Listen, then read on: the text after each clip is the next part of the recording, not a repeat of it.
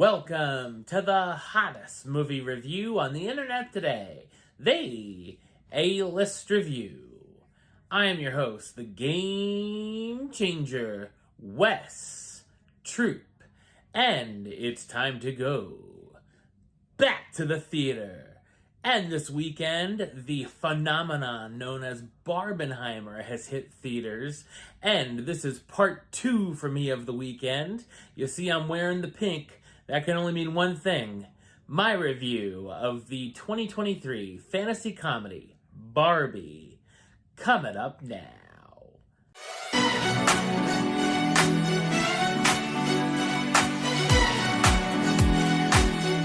In Barbie Land, a matriarchal society, the women known as Barbies are successful, self-sufficient, and self-confident with jobs such as lawyers, doctors, and even president, while the men known as Ken spend their days doing things such as recreational activities on the beach.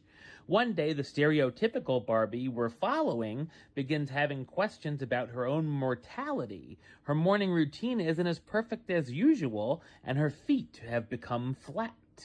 She's sent to Weird Barbie, who tells her she must travel the real world and find the child playing with her to cure her problems. Barbie makes her way to the real world along with Ken, and the two go on a journey of self-discovery and existential crisis.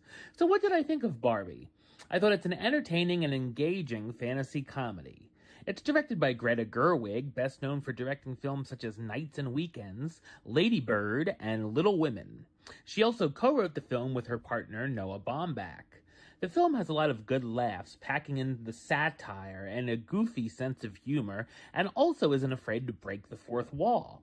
There's also some humorous pop culture gags thrown in, such as the Kens listening to Matchbox 20.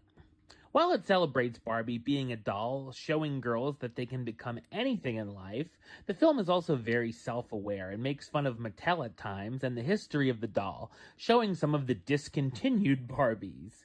It certainly is a feminist film, which has a lot to say about the roles women and men play in society, poking fun at a lot of things men do, such as mansplaining, and I'm honestly all for it. The film also has a lot of messages, such as life not always being perfect.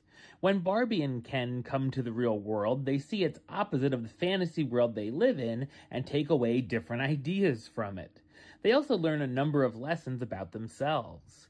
There's a few moments where things can get a bit emotional, too.